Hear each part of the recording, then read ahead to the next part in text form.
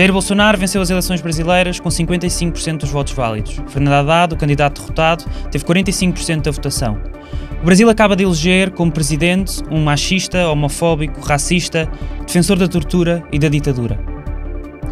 A Galp e a ENI não vão furar o mar de Algesur em 2019, como queriam. A oposição dos movimentos ambientalistas e as ações em tribunal travaram a intenção das petrolíferas. As empresas denunciaram o contrato de concessão e o Algarve está por agora livre de petróleo.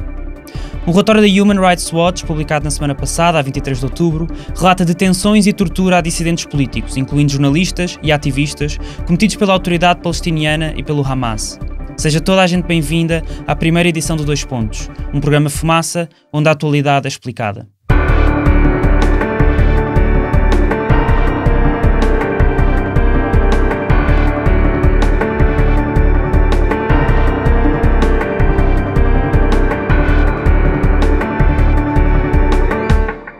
Jair Bolsonaro foi eleito o 38º Presidente da República Federativa do Brasil. O candidato da extrema-direita, do Partido Social Liberal, venceu as eleições presidenciais com quase 58 milhões dos votos válidos. Fernando Haddad, do Partido dos Trabalhadores, foi escolhido por 47 milhões de pessoas. A diferença entre os dois foi de mais de 10 milhões de votos, numa eleição em que muitos escolheram não escolher nem Bolsonaro nem Haddad. Foram mais de 42 milhões de brasileiras e brasileiros, a soma de votos nulos, brancos e abstenções, entre os 147 milhões de potenciais votantes registados nos cadernos eleitorais. Mais à frente nestes dois pontos, temos esta notícia em desenvolvimento. Para comentar os resultados, ainda durante a noite eleitoral, conversámos com a Cristina de Branco, antropóloga, filha e neta de exiladas políticas da ditadura militar brasileira. Vamos ver algo parecido com o comando de caça aos comunistas durante o governo de Bolsonaro? Já estamos vendo algo parecido. É muito forte porque a minha avó tinha a minha idade quando se viu obrigada a sair do Brasil. Há muito que organizações ambientalistas, autarcas da região do Algarve e associações empresariais se manifestam contra a prospecção e exploração de petróleo ao largo da costa portuguesa. No passado 16 de maio, a Agência Portuguesa do Ambiente, APA, autorizou o consórcio ENI-Galp a realizar uma sondagem de prospecção de petróleo em Algesur sem avaliação de impacto ambiental, mesmo quando durante a consulta pública aberta pelo governo, a esmagadora maioria das opiniões enviadas eram favoráveis à avaliação. O projeto não é suscetível de provocar impactos negativos significativos, disse em conferência de imprensa Nuno Lacasta, presidente do Conselho Diretivo da APA. Poucos dias mais tarde, ambientalistas entregaram ao Ministro do Ambiente, João Pedro Matos Fernandes, uma carta pedindo a sua demissão por causa do apoio do Governo ao furo de prospecção de petróleo em Algesur. O furo do petróleo de Algesur vai mesmo acontecer? Espero que sim. Para a desilusão de António Costa, a 13 de agosto, uma providência cautelar interposta pela plataforma Algarve Livre de Petróleo, um coletivo de várias associações ambientalistas, foi aceito pelo Tribunal Administrativo e Fiscal de Loulé. Assim, a autorização que permitia à Galp e à ENI furarem Algesur foi suspensa. Poucos meses mais tarde, em outubro deste ano, numa reformulação governamental, António Costa não só não demitiu o Ministro do Ambiente, como pediam os ambientalistas, como lhe deu ainda mais poderes. João Matos Fernandes acumulou a pasta de Energia, antes tutelada pelo Ministério da Economia. O Ministério passou a chamar-se Ministério do Ambiente e da Transição Energética.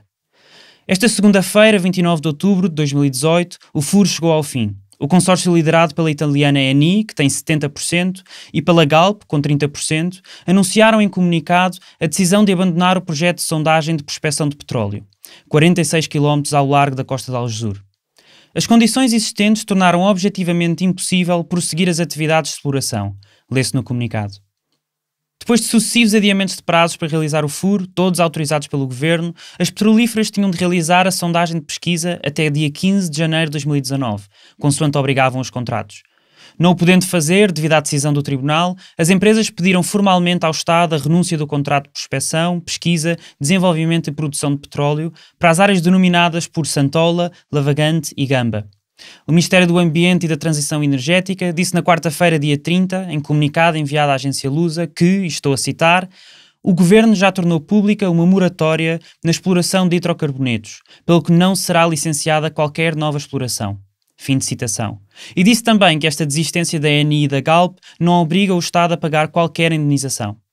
João Camargo, investigador em alterações climáticas e ativista do Climáxico, um coletivo de cidadãs e cidadãos pela justiça climática, disse ao Expresso que, apesar do fim do furo, a luta não terminou.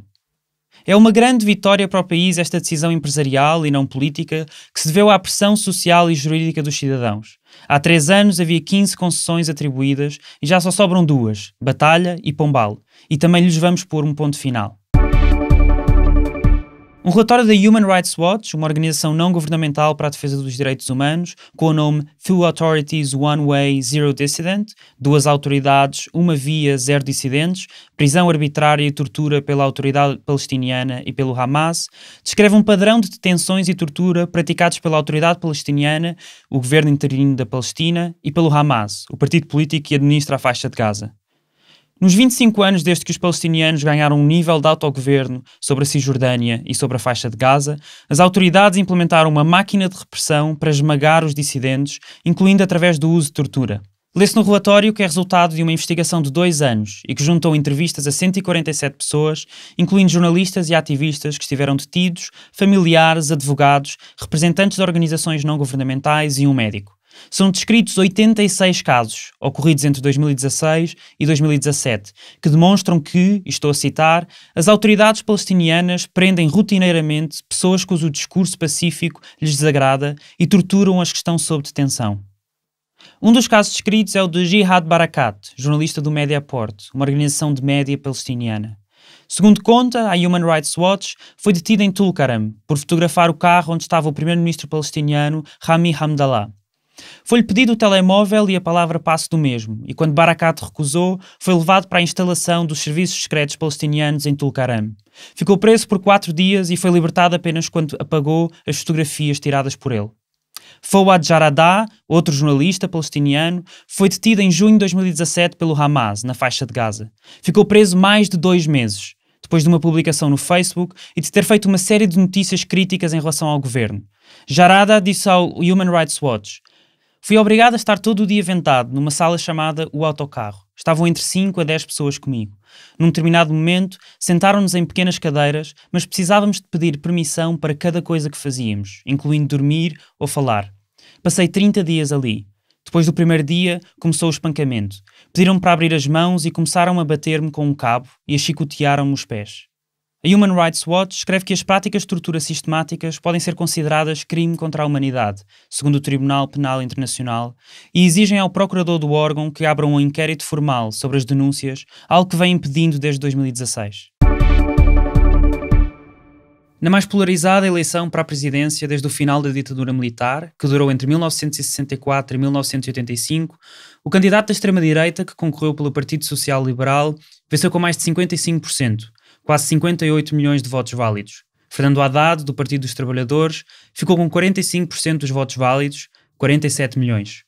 No seu primeiro discurso como presidente eleito, feito ao vivo no YouTube e no Facebook, Bolsonaro falou sentado a uma mesa, acompanhado da esposa, de uma tradutora de língua gestual e também de livros: a Bíblia, a Constituição da República Brasileira, uma biografia de Winston Churchill, ex-primeiro-ministro do Reino Unido durante a Segunda Guerra Mundial, e ainda a coletânea de crónicas O Mínimo que Você Precisa de Saber para Não Ser Idiota, de Olavo de Carvalho, um conservador próximo de Bolsonaro, tão à direita quanto ele. Eu quero, nesse momento, agradecer a Deus pela oportunidade e, mais ainda, agradecer a Deus que pelas mãos de médicos, enfermeiros e demais profissionais de saúde. A palavra Deus foi usada mais 6 vezes durante este primeiro discurso. Eu fui buscar naquilo que muitos chamam de caixa de ferramenta para consertar o homem e a mulher, que é a Bíblia Sagrada. Fomos em João 8,32. E conhecereis a verdade, e a verdade vos libertará. Nós temos que nos acostumar a conviver com a verdade. Não existe outro caminho se quisermos realmente a paz e a prosperidade. Bolsonaro acusou os grandes média brasileiros de estarem, e cito, todo o tempo criticando. Acusou-os de fazerem uma campanha vexatória contra ele e, como tem sido o hábito nos últimos discursos, atacou também os seus adversários políticos. Não poderíamos mais continuar flertando com o socialismo, com o comunismo e com o populismo e com o extremismo da esquerda. Mas o fanatismo não terminaria por aqui. Pouco tempo depois do primeiro discurso, Bolsonaro apareceu novamente em frente das câmaras. desta vez com a sua equipa de campanha, incluindo Magno Malta, um dos seus mais próximos confidentes. Magno Malta, ainda senador pelo Estado do Espírito Santo, ficou em terceiro lugar na corrida para a reeleição nestas mesmas eleições gerais e, portanto, ficou fora do Senado. Ainda assim, já foi confirmado como parte do governo de Bolsonaro. Malta é também pastor evangélico e é ele que, vestido de verde e amarelo, como manda a ocasião, inicia a oração que se segue. Magno Malta com a palavra. Nós começamos essa jornada orando. E o mover de Deus, e ninguém vai explicar isso nunca, o que acontece, os tentáculos da esquerda jamais seriam arrancados sem a mão de Deus. Começamos orando e mais que justo que agora oremos para agradecer a Deus. Então vamos dar nossas mãos todos e vamos orar nesse momento. Senhor, meu Deus e meu Pai. A devoção de Bolsonaro era já conhecida, não fosse o slogan da sua campanha Brasil acima de tudo, Deus acima de todos. Este segundo discurso de Bolsonaro foi mais formal, mais contido, mais pensado. Ao contrário do anterior, foi até lido. Bolsonaro segurava um papel onde tem o discurso previamente escrito, com pequenas anotações feitas à mão. A certa altura diz até que o seu governo, estou a citar, será um defensor da Constituição, da democracia e da liberdade.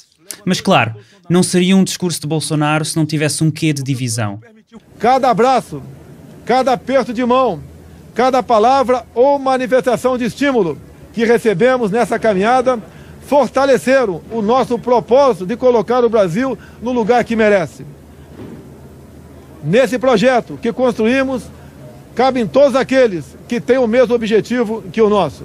Esta conversa não é nova e radicalizou-se.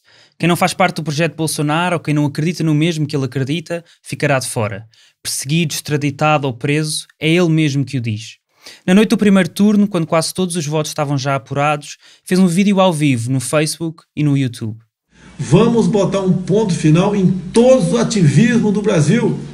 Uns dias mais tarde, a 21 de outubro, faltava uma semana para o segundo turno das eleições, num discurso feito em casa por telemóvel e transmitido para a Avenida Paulista, em São Paulo, onde milhares de pessoas se juntavam numa manifestação de apoio à sua candidatura, ameaçou prender os seus adversários políticos, todos do Partido dos Trabalhadores. Haddad, Lula e Lindenberg Farias, senador pelo Rio de Janeiro, investigado na Operação Lava Jato, a maior investigação de corrupção e lavagem de dinheiro alguma vez feita no Brasil, que já prendeu dezenas de políticos de diversos partidos. E seu Lula da Silva, se você estava esperando o Haddad ser presidente para assinar o decreto de indulto, eu vou te dizer uma coisa, você vai apodrecer na cadeia!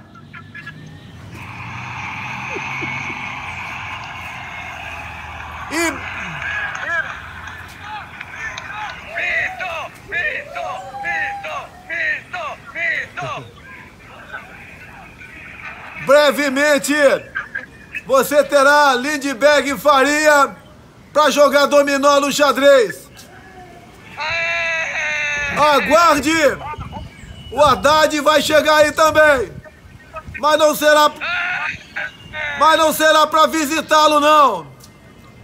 Será para ficar alguns anos ao teu lado.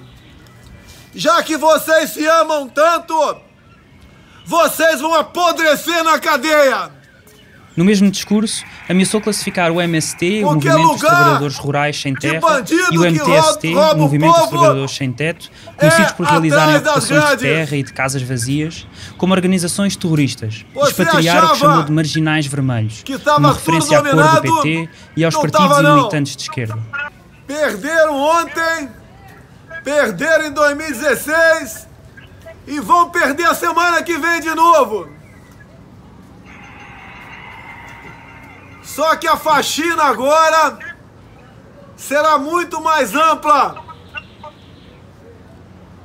Essa turma, se quiser ficar aqui, vai ter que se colocar sob a lei de todos nós.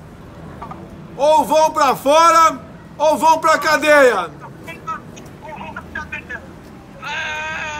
Esses marginais vermelhos serão banidos de nossa pátria. Nas últimas 2 semanas, Haddad encurtou a distância para Bolsonaro. Falou-se até de virada, dado que a trajetória das pesquisas eleitorais mostrava Bolsonaro a perder terreno e Haddad a recuperar. Mas não foi suficiente. A vitória foi expressiva, muito maior do que a eleição em 2014, quando Dilma Rousseff, do Partido dos Trabalhadores, ganhou com apenas 51,64%, uma diferença de 3 milhões de votos e meio para Aécio Neves, do PSDB. Entre Haddad e Bolsonaro, a distância foi perto de 11 milhões de votos. Com quase 58 milhões, Bolsonaro teve a segunda maior votação de sempre de um presidente eleito, apenas ultrapassada por Lula da Silva, em 2006, quando este conseguiu mais de 500 mil votos do que aquilo que teve Bolsonaro este ano. O presidente eleito ganhou em todas as regiões do país, exceto no Nordeste. Mas isso não diz tudo. Se olharmos para o mapa em detalhe, apesar da enorme diferença de votos totais, percebe-se que Haddad venceu em mais municípios que Bolsonaro. 2.810 contra 2.760. Por outro lado, Bolsonaro venceu em cidades mais populosas. Os resultados por região mostram também que o candidato do PSL ganhou em 97% das 1.000 cidades mais ricas brasileiras. Haddad venceu em 98% das 1.000 cidades mais pobres, como analisou o jornal Estadão.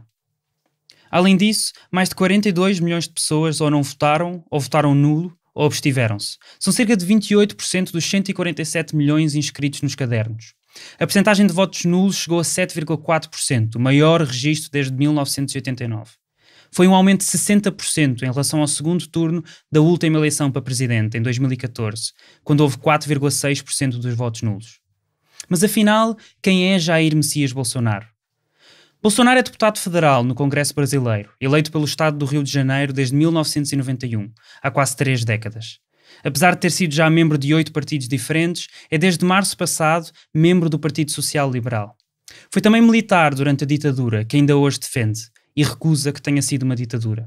Democracia. O período militar foi apelidado de ditadura. Você pode ver, as ditaduras se caracterizam por um partido único. Nós tínhamos 2 no Brasil. Mas foi também uma época de repressão brutal. Segundo a Comissão Nacional de Verdade, houve mais de 400 pessoas mortas ou desaparecidas, dezenas de milhares de prisões políticas e tortura. Mas para Bolsonaro, isso não tem nada de reprovável. Eu sou favorável à tortura, tu sabe disso. E o povo é favorável a isso também. Isto foi dito em entrevista ao programa Câmara Aberta, em 1999. Já era deputado federal. Em 2016, quando votava na Câmara dos Deputados a destituição da ex-presidenta Dilma Rousseff, disse que o fazia pela memória do coronel Carlos Alberto Brilhante Ustra, que torturou presos políticos durante a ditadura militar. Se você fosse hoje o presidente da República, você fecharia o Congresso Nacional? Não há a menor dúvida, daria golpe no mesmo dia. No mesmo dia. Não funciona. E tenho certeza que pelo menos 90% da população ia fazer festa e bater palma. Me desculpa, né? Através do voto, você não vai mudar nada nesse país. Tá? Nada, absolutamente nada. Isso só vai mudar, infelizmente, quando um dia nós partimos para uma guerra civil aqui dentro. Né? E fazendo um trabalho que o regime militar não fez, matando uns 30 mil. Jair Bolsonaro é racista, mas diz que não. Dizem que eu ataco negros. Onde você tem um vídeo meu, um áudio atacando negros? Aqui, numa conferência em 2017. Eu fui num quilombola em Eldorado Paulista. Olha, o afrodescendente mais leve lá pesava 7 arrobas. Não fazem nada. Eu acho que nem para procriadores serve mais. E é machista. Em 2003, disse à deputada Maria do Rosário que não a violava porque ela não merecia. Grava aí, grava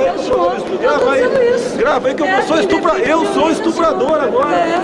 Olha, jamais estuprar você que você não merece. Olha, eu espero que não. Se é esse, eu falo. Dá, eu te dou outra. Dá que eu te dou outra. Dá que eu te dou outra. Dá que eu te dou outra. Dá que eu te dou outra. Dá que eu te dou outra. Mas o que é isso? Você me chamou de estuprador? Você me chamou de estuprador? Você é uma imoral. Ah, vagabunda. E homofóbico. Em 2011, em entrevista à revista Playboy, disse: seria incapaz de amar um filho homossexual. Não vou dar uma de hipócrita aqui. Prefiro que um filho meu morra num acidente do que apareça com um bigodudo por aí. Para mim, ele vai ter morrido mesmo. Jair Bolsonaro tomará posse apenas em janeiro, mas são já vários os nomes confirmados para o futuro governo federal brasileiro. A começar pelo general Amílcar Mourão, que foi eleito na candidatura de Bolsonaro como vice-presidente. Mourão era membro efetivo do Exército até março, quando passou à reserva. Durante a campanha, falou demasiado. Bolsonaro aconselhou a moderar o tom, quando logo após ter sofrido um atentado, foi esfaqueado a 6 de setembro durante uma ação de campanha em Juiz de Fora, Minas Gerais, o general disse: se querem usar a violência, os profissionais da violência somos nós. Uns dias depois, defendeu que se fizesse uma nova Constituição, sem Assembleia Constituinte votada pelas pessoas. Eu acho que é melhor uma comissão de notáveis e depois submeter o processo a plebiscito para aprovação da população. Em setembro do ano passado, quando a sua candidatura não estava ainda confirmada, foi convidado a falar numa palestra organizada pela loja maçónica Grande Oriente, em Brasília. Enquanto falava sobre a corrupção, defendeu que uma possível solução para o problema seria uma intervenção militar. As instituições solucionam o problema político, com pelação do judiciário, retirando da vida pública esses elementos envolvidos em todos os ilícitos, ou então nós teremos que impor isso. Agora, qual é o momento para isso? A segunda confirmação do futuro governo é Onyx Lorenzoni, deputado federal pelo Rio de Janeiro, reeleito no primeiro turno destas eleições. Lorenzoni faz parte do partido DEM, integra o Congresso desde 2003 e foi anunciado por Bolsonaro como ministro da Casa Civil. É ele que vai liderar a equipa de transição que já começou a trabalhar com o governo de Michel Temer. A escolha para ministro das Finanças, ou ministro da Fazenda, como se diz no Brasil, também está feita. É Paulo Guedes, economista brasileiro e conselheiro de Bolsonaro durante toda a campanha. Foi ele que desenhou parte do programa eleitoral apresentado pela candidatura e trouxe o neoliberalismo a Bolsonaro. Até o economista chegar à equipa, o candidato pouco falava de economia e finanças. Olha só, quem vai falar de economia por mim é minha equipe econômica no futuro. O senhor já está montando uma equipe pensando, porque olha só, por exemplo, pensando em alguns nomes. Como o pessoal exige de mim a questão de entendimento em economia, então teria que exigir entendimento em medicina. Eu vou indicar o ministro da Saúde. Paulo Guedes representa para a equipa de Bolsonaro, nas suas palavras, a junção da ordem com o progresso, disse a Malu Gaspar, da revista Piauí, para a reportagem O Fiador. Guedes é fundador do banco BTG Pactual e doutorado pela Universidade de Chicago, conhecida por criar os Chicago Boys, um grupo de economistas chilenos que se formaram sob a orientação de Milton Friedman e que estruturaram económica e financeiramente o regime militar de Pinochet, no Chile, que durou de 1974, depois do golpe militar que depôs Salvador Allende, até 1990. Dentro dos Chicago Boys saíram as chefias de 15 ministérios chilenos ao longo de toda a ditadura. Friedman, que venceu o Prémio Nobel da Economia em 1976, foi um dos grandes impulsionadores do neoliberalismo, uma teoria económica do século XX aplicada no Chile, mas também no Reino Unido por Margaret Thatcher e nos Estados Unidos da América com Ronald Reagan, entre tantos outros países.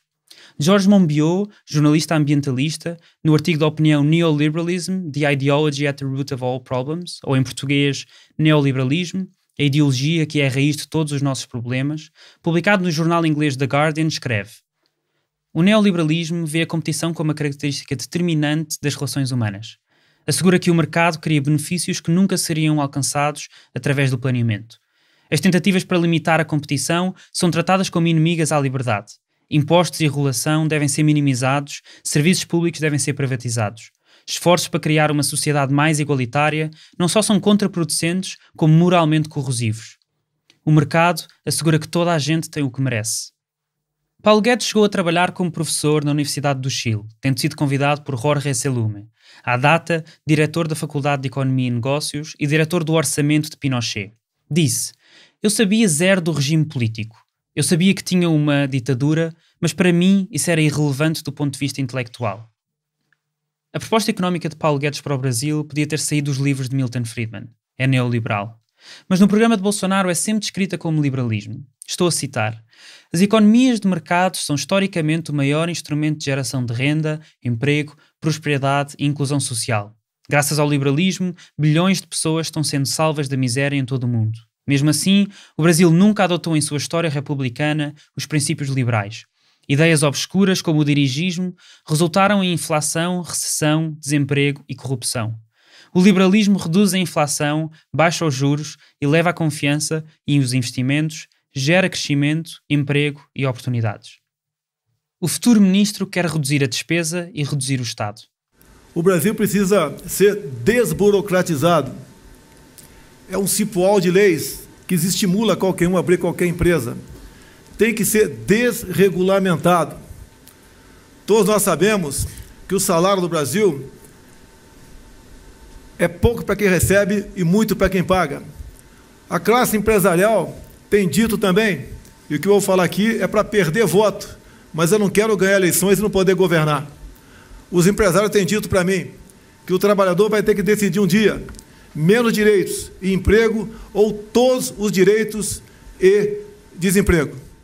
Menos direitos e emprego ou todos os direitos e desemprego, dizia Bolsonaro num dos poucos debates em que participou durante a campanha eleitoral. E retirar direitos aos trabalhadores, simplificando as relações laborais, é uma das prioridades do governo, disse Paulo Guedes em entrevista no domingo, logo após o resultado das eleições. Nós vamos eliminar encargos e impostos trabalhistas sobre a folha de pagamentos para gerar em 2, 3 anos 10 milhões de empregos novos. Para além disto, será prioridade a reforma da Segurança Social, ou reforma de Previdência, como se diz no Brasil. O controle de gastos públicos, a redução de privilégios, nas suas próprias palavras, e as privatizações.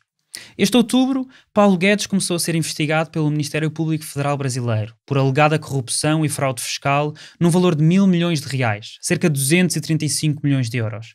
Mas Bolsonaro, que tem como um dos grandes motes da campanha o combate à corrupção, tinha já dito antes: se eu for escolher só os puros, não vou a lugar nenhum. Os restantes ministérios já entregues são o da Defesa, que irá ser comandado pelo general na reserva Augusto Heleno, e o da Ciência e Tecnologia, que foi entregue ao astronauta Marcos Pontes, apesar deste ainda não ter publicamente aceitado o cargo. Na pasta da Agricultura, o nome mais falado durante toda a eleição é o de Naban Garcia, conselheiro de Bolsonaro. Garcia é também presidente da União Democrática Ruralista, a UDR, a organização que representa os interesses do agronegócio e os latifundiários brasileiros, conhecida pela defesa do desmatamento da Amazónia, da criação de milícias rurais ou do envolvimento dos seus associados em casos de escravatura ou tráfico de pessoas. Para liderar a pasta da Justiça, há também um nome, anunciou Bolsonaro, na primeira entrevista como presidente eleito. O senhor pretende mesmo indicar o juiz Sérgio Moro como ministro do Supremo? Bem, agora, como acabou o período eleitoral, se tivesse falado isso lá atrás, soaria oportunismo da minha parte, né? Eu pretendo, sim, não só para o Supremo, quem sabe até para o Ministério da Justiça. Pretendo conversar com ele, saber se há interesse dele nesse sentido também. Sérgio Moro é um dos juízes mais conhecidos no Brasil. Ficou famoso pela sua intervenção na Operação Lava Jato e por ter mandado prender o ex-presidente Lula da Silva. Para que Bolsonaro consiga implementar o seu programa, terá de garantir o apoio maioritário no Congresso. O PSL, seu atual partido, não tinha expressão até há 2 anos. Nas últimas eleições gerais, em 2014, elegeu apenas um deputado. Este ano, conseguiu 52 dos 513. É a segunda maior bancada, atrás da do PT, com 56 deputados. Além disso, 14 partidos ficaram abaixo do que se chama cláusula de barreira. Uma regra que faz com que partidos que não atinjam um certo número de votos válidos não tenham acesso a tempo de antena em televisão e rádio, nem recurso a financiamento partidário. Estes deputados podem, nos próximos tempos, mudar de partido para um outro que tenha acesso a esses benefícios. E o PSL é a escolha para a direita. Jair Nicolau, politólogo, publicou uma análise com o título Bolsonaro e o seu partido, dizendo: são 6 deputados do Patriota, 4 do PRP, 2 do PTC e 1 da DC. Não são muitos, mas o suficiente para que antes da abertura da próxima legislatura, o PSL tenha se tornado a maior bancada da Câmara dos Deputados, crescido no Senado e em muitas Assembleias Legislativas. Se isto acontecer, o PSL poderá tornar-se o partido com maior representação no Congresso e o que terá maior financiamento público e mais tempo de antena. Bolsonaro, em entrevista à revista Piauí, para a reportagem Direito a Volver, publicada em 2016 pela jornalista Consuelo Diegues, dizia: o povo que votar em mim vai ter que votar em candidato a deputado e senador com perfil semelhantes para que as mudanças possam ser feitas. E foi o que aconteceu. Não só cresceu o PSL, como toda a direita conservadora. Por outro lado, os partidos do chamado Centrão, o PSDB e o MDB, que tal como o Partido dos Trabalhadores compunham parte importante do sistema político dos últimos 20 anos, não só tiveram a maior queda destas eleições, como viram o seu discurso radicalizar-se. Por exemplo, os governadores eleitos em São Paulo e Rio Grande do Sul, do PSDB, e o governador eleito do Distrito Federal, do MDB, apoiaram Bolsonaro durante a campanha eleitoral. O próximo governo brasileiro terá de criar alianças com outros partidos para conseguir governar. Mas uma coisa é certa, o novo Congresso, que só entra em funções em janeiro de 2019, será o mais à direita da última década. Para analisar os resultados desta eleição e o futuro do Brasil, conversámos durante a noite eleitoral com Cristina de Branco, filha e neta de exiladas políticas da ditadura militar brasileira. Cristina é doutoranda em Antropologia no ISCTE e na Faculdade de Ciências Sociais e Humanas da Universidade Nova de Lisboa e bolseira na Fundação para a Ciência e Tecnologia. Dedica-se à pesquisa sobre grupos indígenas e imigrantes nas cidades de São Paulo e Buenos Aires. Bem-vinda, Cristina. Já passa da meia-noite. Oficialmente é dia 29 de outubro, o primeiro, depois de Jair Bolsonaro, candidato da extrema-direita pelo Partido Social Liberal, ter sido eleito como 38º presidente do Brasil. Bolsonaro é racista, homofóbico, xenófobo, machista, defensor da tortura e da ditadura militar brasileira, que diz que não foi uma ditadura. Teve o voto de mais de 57 milhões de pessoas, com 99,8% dos votos contados até agora. Tem neste momento 55,16%. O Fernando Haddad, do Partido dos Trabalhadores, teve 44,84%, uma diferença de quase 11 milhões de votos. O que é que isto significa para o Brasil? Como você disse, a gente acabou de saber o resultado e nos últimos dias existia, a meu ver, uma esperança muito grande na possibilidade de virada, né? Vamos virar os votos e da gente estar chegando junto nas praças, oferecendo um café, oferecendo um chá, comendo um bolo e tentando mudar voto a voto, né? Quando você fala dessa diferença de 11 milhões de pessoas, eu fico pensando muito nessa militância familiar e nessa militância de vizinhança, nessa militância de rua das últimas semanas e sem dúvida que foi uma militância bastante desesperada desses últimos dias e dessas últimas semanas. Diante de uma catástrofe política, de um apocalipse político que já vem assolando o Brasil desde 2016, mas que já tinha um espectro anterior desde 2013. Acho que todas e todos nós estamos muito exaustas e exaustos daquilo que vem acontecendo desde 2013 e sobretudo a partir de 2016,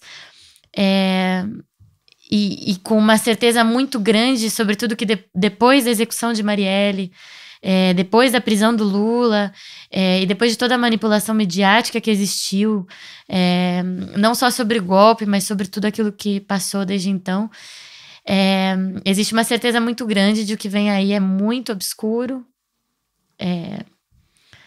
e de que realmente aquilo que estava sendo semeado em 2013 ganhou uma nova afirmação hoje, e o 1º de janeiro vai ser muito difícil. O 1º de janeiro, que é quando o Bolsonaro vai tomar posse, caso ele tenha saúde para isso.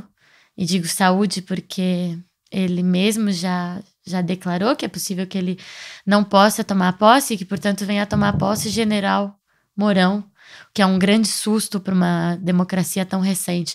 Não é só um grande susto Bolsonaro tomar posse. É um grande susto que o vice-presidente Bolsonaro seja General Mourão, sendo que foram umas eleições em que nós tínhamos vices muito interessantes, entre elas Manu Dávila e a Sônia Guajajara. Pela primeira vez nós tivemos que era Manuela do Haddad e Guajajara do Boulos. Do PSOL. Pela primeira vez nós tivemos uma candidata a vice-presidência indígena, e outra delas muito jovem, a Manu é muito, muito jovem, com uma carreira política incrível, mas uma mulher muito jovem, do Sul. E mesmo com candidaturas tão interessantes, a gente vai ver um vice-presidente general voltando a Brasília. Nas últimas 2 semanas, o Haddad encurtou a distância para o Bolsonaro. Na pesquisa eleitoral do dia 15 de outubro, portanto a primeira a seguir ao primeiro turno, a do Ibope, as intenções de voto eram de 59% contra 41%. Hoje ficou 55% para 45%. Ainda faltam alguns votos serem contados. Estamos com 99% das urnas apuradas neste momento.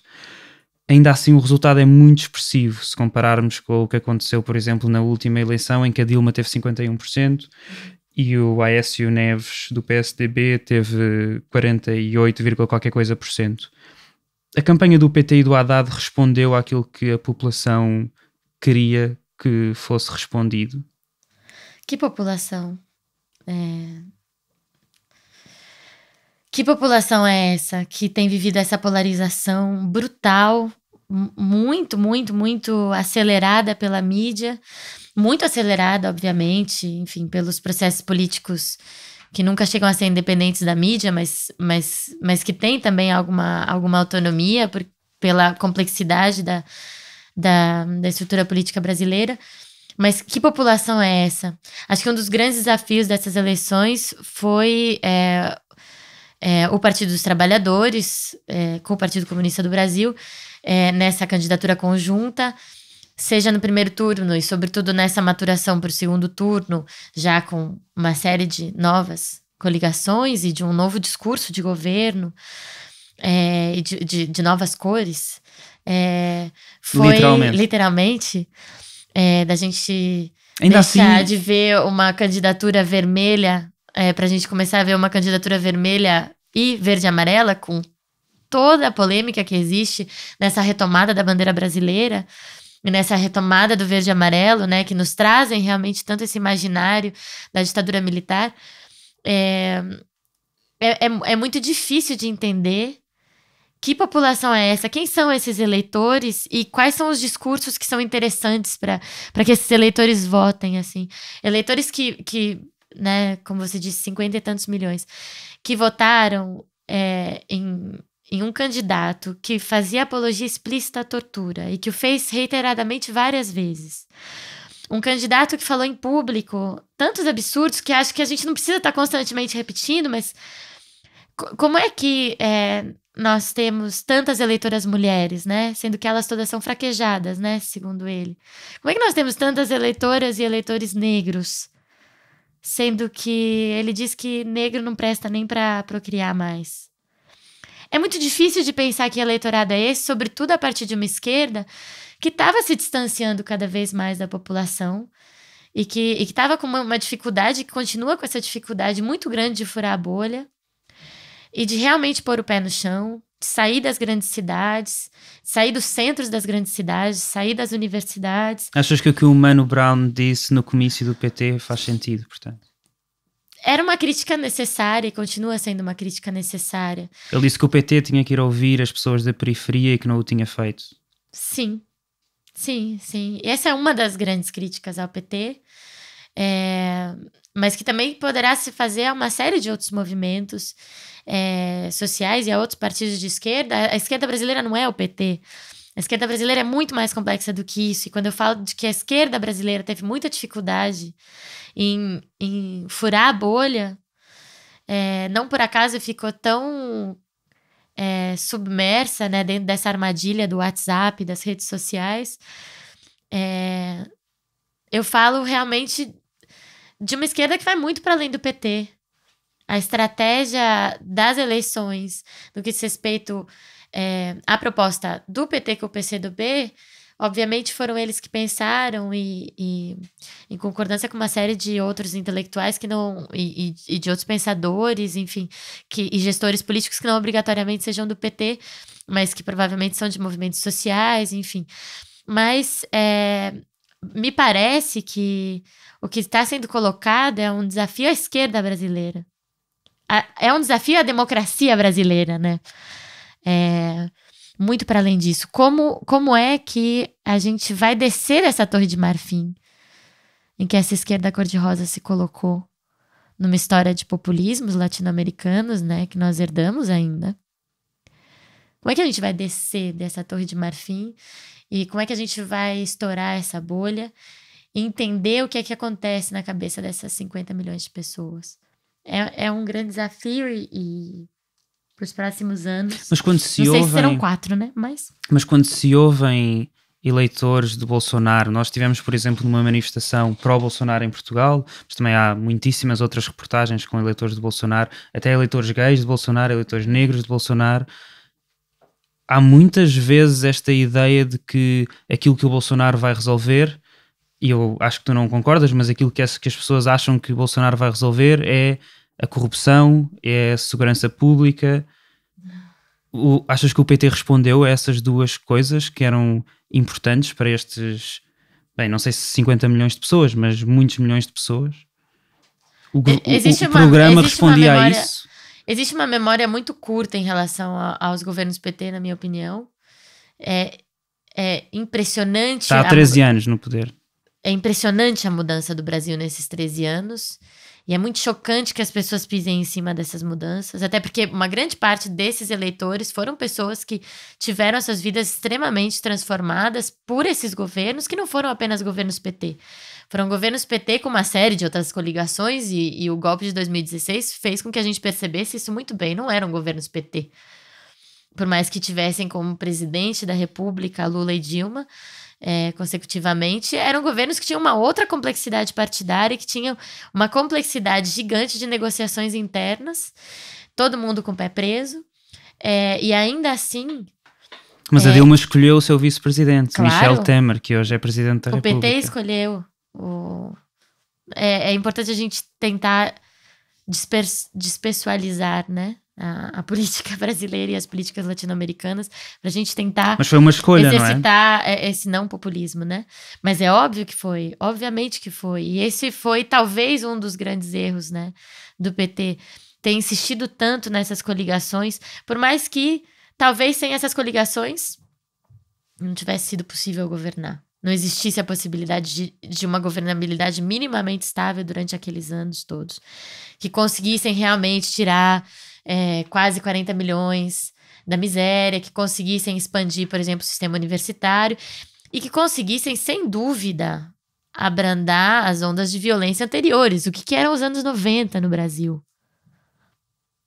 Realmente, para mim, é muito chocante assim, esse descrédito a esses últimos anos, a essa última década e meia que o Brasil tem vivido, sob um governo de centro cor-de-rosa, de um centro-esquerda, mas que foi muitíssimo transformador para o país, com todos os erros que teve, com certeza, foi muitíssimo transformador no que diz respeito à segurança e no que diz respeito a uma série de outros temas.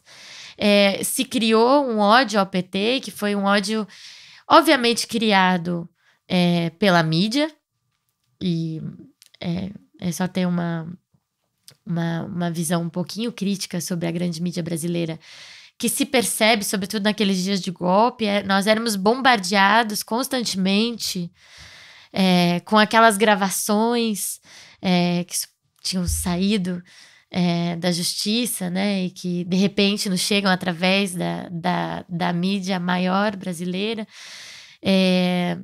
Nós estávamos sendo constantemente bombardeados com a corrupção interna do PT, que foi uma corrupção interna que não por acaso se viu na altura que se viu, porque foi o PT que criou os grandes programas de transparência na governabilidade brasileira, né? Isso não, as pessoas não se lembram disso, né? De como o PT foi importante nessa governabilidade super complexa, cheia de coligações, né? Esse governo que vai muito para além do PT foi importantíssimo no estabelecimento dessas estratégias político-administrativas para que a política brasileira fosse um pouco mais transparente. E eles próprios caíram na sua própria teia. Isso é uma crítica que várias pessoas do PT já fizeram, várias pessoas da esquerda brasileira já fizeram, por mais que não sejam veiculadas pela grande mídia. Mas isso já Achas tem que sido houve uma falado. autocrítica durante esta campanha eleitoral? Não o suficiente. Acho que, sem dúvida, a população precisava de uma autocrítica maior do PT nessa campanha eleitoral. É muito difícil estar falando sobre os erros do PT no momento em que a gente vê a sombra que vem por aí. Mas, sem dúvida, é um exercício fundamental a gente perceber não só os erros do PT, mas quero insistir nisso. Os erros vários das várias esquerdas brasileiras. Mas porque a verdade é que nestas eleições mais de 42 milhões de pessoas ou não votaram, ou votaram nulo, ou abstiveram-se neste segundo turno. São mais de 30% dos 147 milhões de inscritos nos cadernos. A percentagem de votos nulos chegou a 7,4%, o maior registro desde 89. Foi um aumento de 60% desde o segundo turno das últimas eleições de 2014, não é? Não é estranho que tudo isto aconteça quando num dos lados estava um candidato fascista? Não parece que são... Aquilo que parece olhar para estes números é que as pessoas dizem não havia um candidato... Bem, eu digo, ou pelo menos eu acho que era um candidato fascista, mas as pessoas parece que dizem, mas não há mais nenhuma alternativa a esta pessoa, não é? Tu compreendes estas pessoas ou o voto delas? Eu compreendo na medida em que compreendo a reação delas a uma campanha midiática muito forte contra o PT. Contra o PT, essa instituição partidária que deixou de ser uma instituição partidária minimamente idônea em relação à grande mídia. E que, no fundo, mais uma vez, caiu na sua própria teia, no sentido em que o PT não fez, por exemplo, uma nova lei de comunicação social, por exemplo, né? O PT não fez o PT não propôs, né? Eles não poderiam ter feito, mas não propôs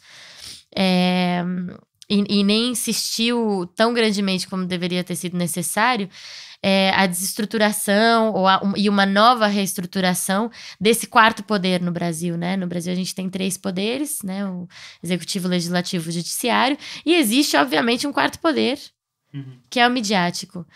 E nesse sentido também, esses governos PT e coligações caíram na sua própria teia também nisso de não desarticularem e não repensarem a mídia brasileira, que se perpetuou sendo uma mídia extremamente hegemônica e que continuou veiculando uma imagem do PT tremendamente horrível, muito para além daquilo que são realmente o leque de erros fatais do PT. E, obviamente, que existiram milhões de pessoas que reagiram a essa campanha, que foi uma campanha diária contra os governos PT. E por isso, nesse sentido, eu compreendo.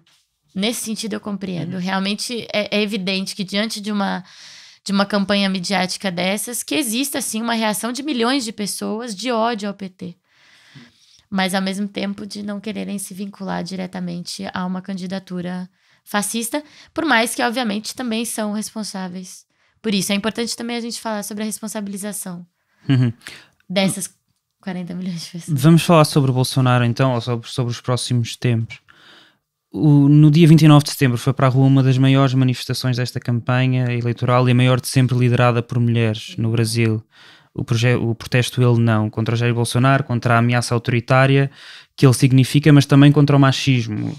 Ele disse coisas como que não violava a deputada Maria do Rosário porque ela não merece. Disse que também, como tu disseste há pouco, ou como tu referiste, mencionaste que fraquejou quando teve a filha, depois de ter tido 3 filhos homens, acho eu. Como é que será ter um presidente abertamente machista no Brasil?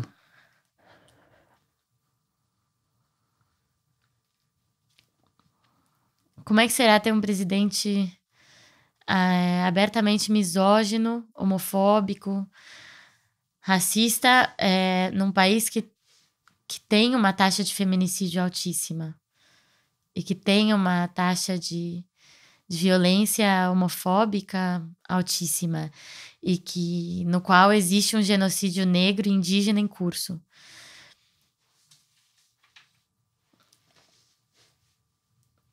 A gente vê muita sombra, realmente.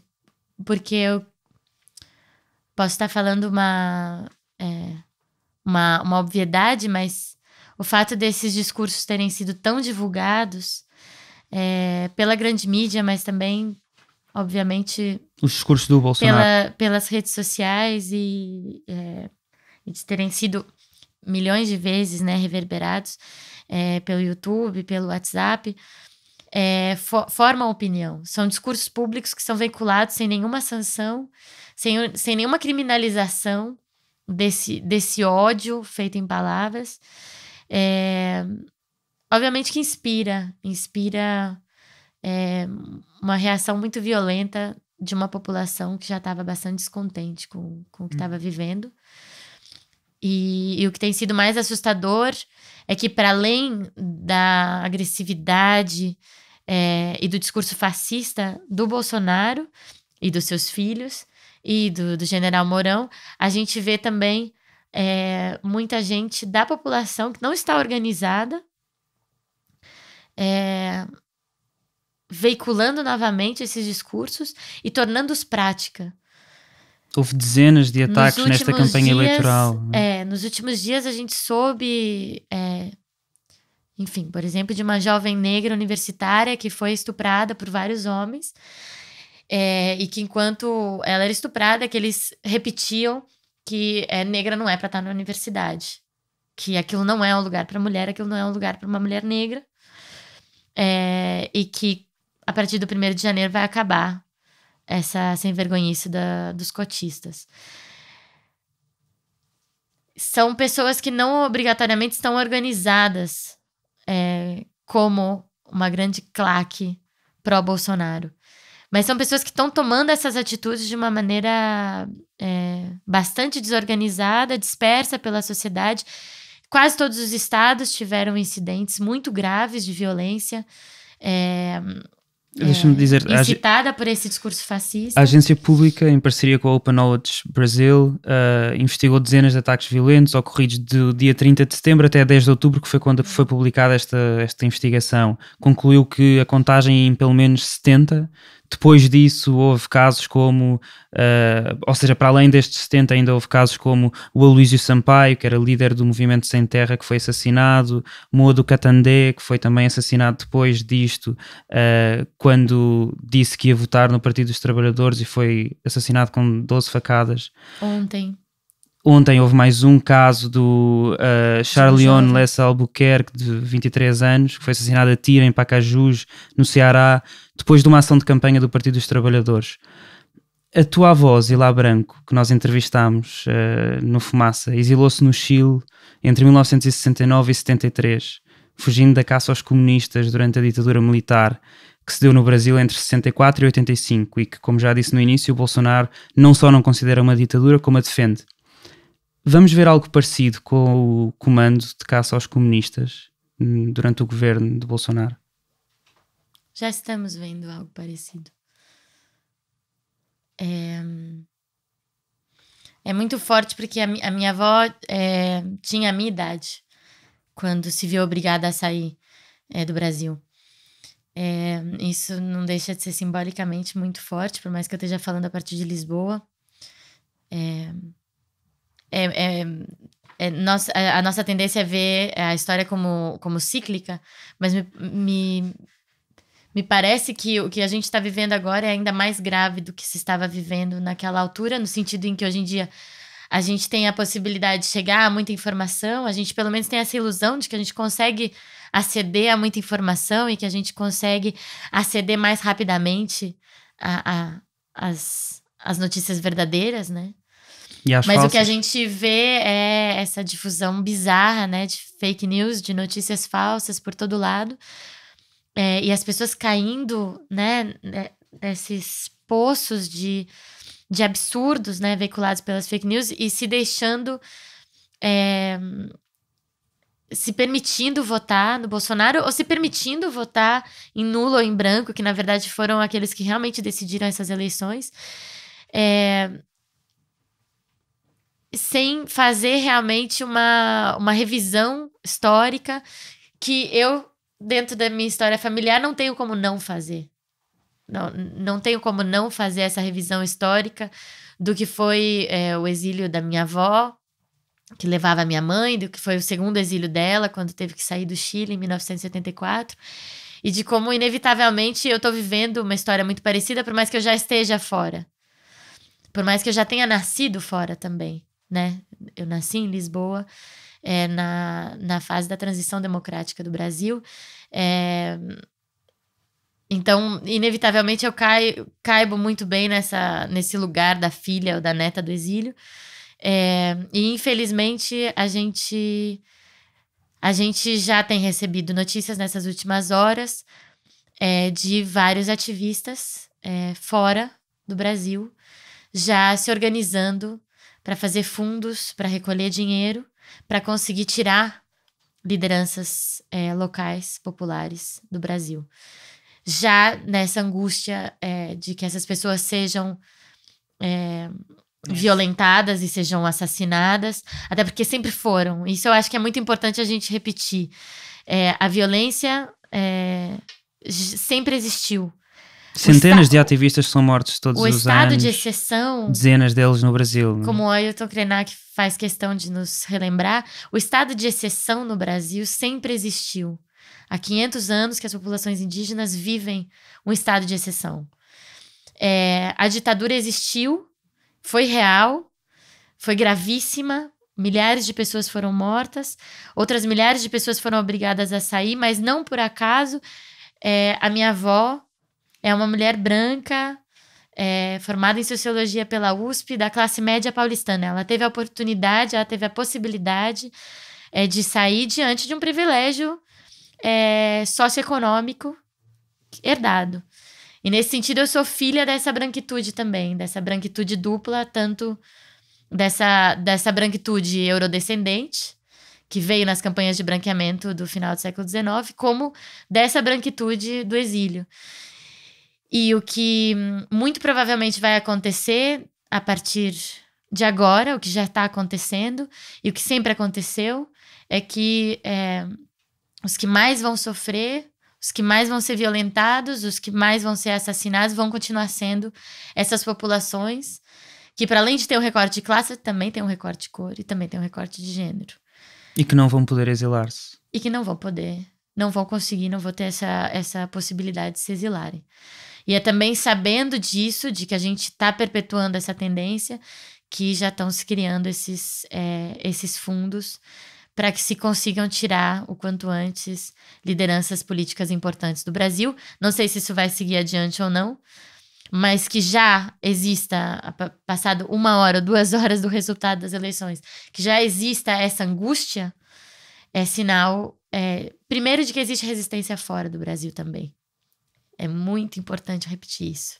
Existe resistência fora do Brasil, existem muitas pessoas que também estão em luta, estando fora, mesmo antes do Bolsonaro ter sido eleito, e a gente vai continuar recebendo. E a gente vai continuar tentando resistir aqui de fora, e apoiando quem está tentando resistir lá dentro. O que é que dizem os teus amigos e a tua família lá? Há pessoas que querem sair do Brasil neste momento? Sim. Uma das coisas que mais me chocaram que mais me surpreenderam, foi há 10 dias atrás, quando uma das minhas tias me disse: não faz sentido você voltar agora para o Brasil, nem tão cedo. E quando outra companheira me disse, que vive na Argentina, me disse: não sei quando é que eu vou voltar ao Brasil. Isso para falar da reação de familiares e amigos e amigas que têm percebido que realmente a gente está entrando num estado de exceção até para essa camada da sociedade a qual eu pertenço, que é historicamente privilegiada, economicamente privilegiada, racialmente privilegiada, numa sociedade ainda muito colonial, racista e classista, como é ainda a sociedade brasileira e como ainda são as sociedades latino-americanas.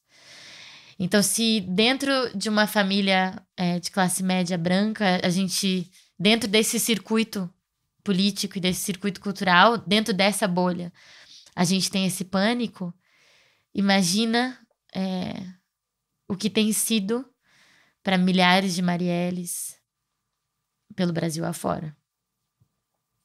E pelo menos a gente viveu esses últimos 15 anos num processo de desconstrução política muito forte, que talvez nos ajude a criar caminhos de resistência que sejam mais construtivos e que façam mais sentido para o futuro do Brasil e da América Latina. E que a gente consiga realmente internacionalizar essa resistência. Porque não só existem muitos coletivos, como é o caso do Coletivo Andorinha aqui em Lisboa, como é o caso do Coletivo Passarinho em Buenos Aires, como muitos outros, que estão realmente desenhando ações de luta e realmente colocando-as em prática fora do Brasil, como também o fascismo não é exclusivamente Trump e Bolsonaro. O fascismo vai muito para além do território nacional, do Estado-nação, sempre foi muito mais para além. E tal como o fascismo é interseccional e consegue criar esse ódio e essa violência de classe, de gênero, essa racialização bizarra, né? Também a nossa luta tem que ser uma luta interseccional. E a gente precisa aprender a avançar nesse sentido. Avançamos, mas pelos vistos não bastante, né? Esta foi a primeira edição do 2 Pontos. Obrigado, Cristina de Branco, doutoranda em Antropologia no ISCTE, na Faculdade de Ciências Sociais e Humanas da Universidade Nova de Lisboa e bolseira na Fundação para a Ciência e Tecnologia. Este episódio foi escrito por mim, Ricardo Seves Ribeiro, com a ajuda na preparação da Maria Almeida e do Pedro Miguel Santos, que fez também a edição do texto. O Bernardo Afonso fez a edição de som.